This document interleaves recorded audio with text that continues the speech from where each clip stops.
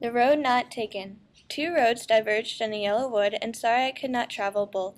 On one traveler long I stood, and looked down one as far as I could, to where it bent in the undergrowth.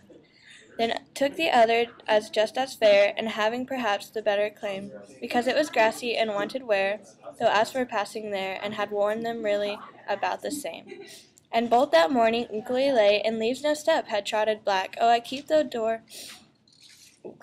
the first for another day, yet knowing how ways led on to way. I doubt if I could ever come back. I shall tell this with a sigh, somewhere ages and ages hence. 2 roads diverged in a wood, and I took the one less traveled by, and that has made all the difference. Raymond Carver, Fear.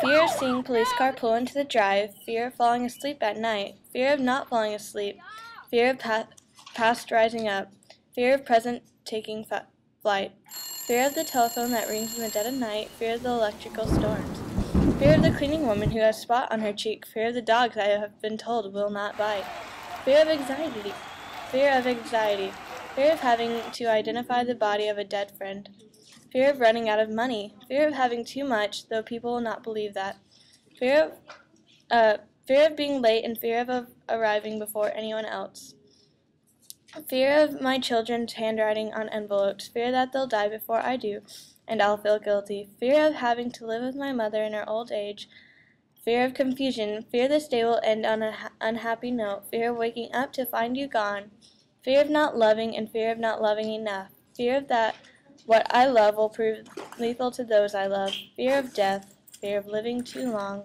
and fear of death.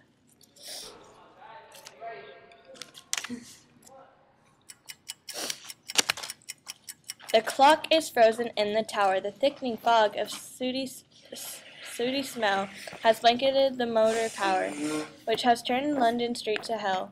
The footsteps with their lonely sound intensify the silence round. I haven't hope, I haven't faith. I live 2 lives and sometimes 3. For lives I live, that life a death, for those who will live with me. Knowing that virtues that I lack, I pat myself upon the back, with breastplate of righteousness and shoes of smugness on my feet. Before I urge in me grows less, I hurry off to make retreat. For somewhere burns a light to lead me out into the night. It glitters icy, thin and plain, and leads me down to the Waterloo, in the warm electric train which travels sorry Surrey through, and crystal hung, the clans of pine stand deadly still beside the line.